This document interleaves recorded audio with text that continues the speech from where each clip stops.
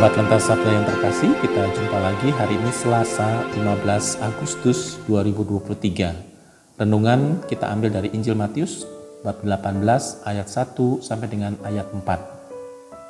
Hidup suci di hadapan Allah. Sahabat Lentera Sabda yang terkasih, berawal dari pertanyaan para murid, siapakah yang terbesar dalam kerajaan Allah?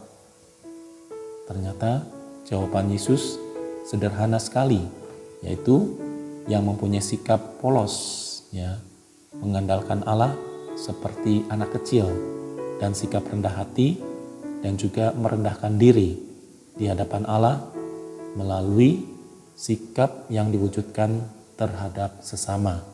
Jadi kerendahan hati, rendahkan diri itu kepada Allah yang diwujudkan dalam diri sesama kita. Nah, kalau kita lihat, ya, sikap anak kecil yang polos menunjukkan di sana keterbukaan sebetulnya, keterbukaan diri apa adanya di hadapan Allah dan sesama.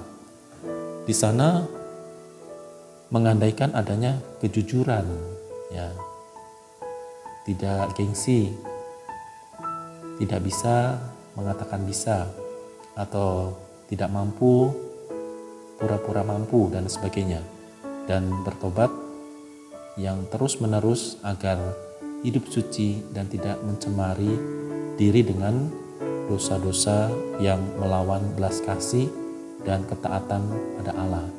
Nah, itulah sikap polos yang dimiliki oleh seorang anak kecil, ya. Maka bukan saja sifat tetapi juga kondisi anak kecil, ya, yang selalu tergantung pada orang yang lebih dewasa, ya. Anak kecil, bayi tidak bisa menolong dirinya sendiri, maka memerlukan pertolongan orang lain. Oleh karena itu, dengan sikap polosnya yang diungkapkan, diwujudkan bagaimana mereka itu sebagai anak kecil meminta bantuan pada kita. Kalau bayi misalnya meminta bantuan kita dengan cara menangis, ya, menangis itu suatu ungkapan polos bahwa dirinya itu kesulitan atau memerlukan sesuatu.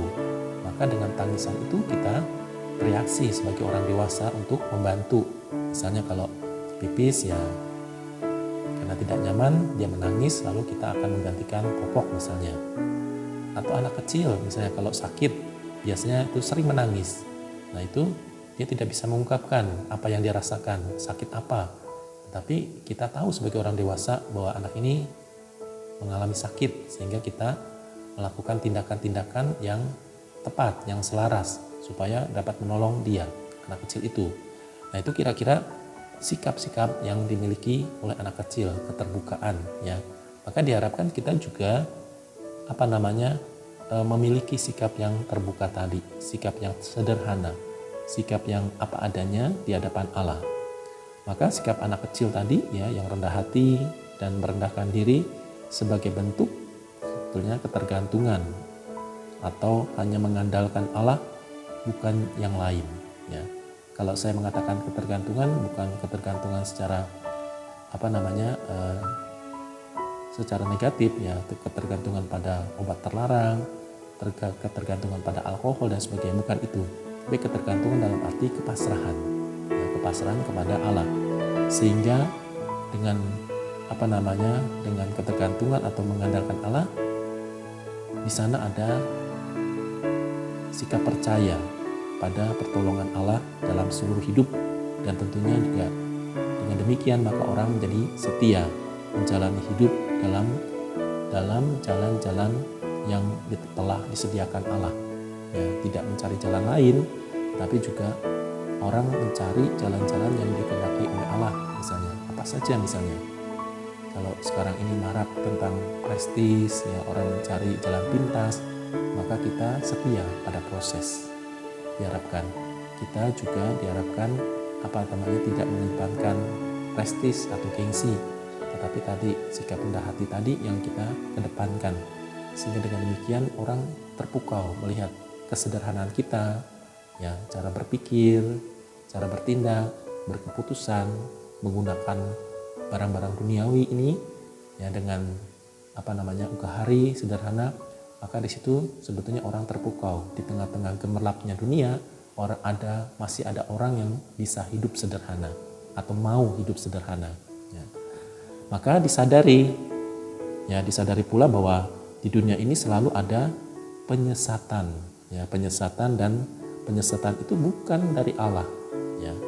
Maka sebagai anak Allah kita tidak boleh mengandalkan penyesatan yang menyebabkan orang lain atau anak-anak Allah jatuh atau jauh dari Allah, jatuh dalam dosa dan jauh dari Allah. Oleh karena itu perlu adanya pemurnian hidup ya, dengan pertobatan yang terus-menerus, memperbaiki sikap dan perbuatan-perbuatan terhadap sesama kita. Ya, kita mempunyai 10 perintah Allah, maka sebetulnya itu kalau diefektifkan, digali lebih dalam, diwujud nyatakan, ya, dihayati, maka sebetulnya disitulah jalan-jalan untuk menuju pada Allah sendiri, jalan-jalan pada keselamatan. Sahabat Lentera Sabda yang terkasih, mari kita mohon pertolongan Tuhan agar kita selalu memperoleh berkat yang melimpah. Tuhan memberkati. Lentera Sabda.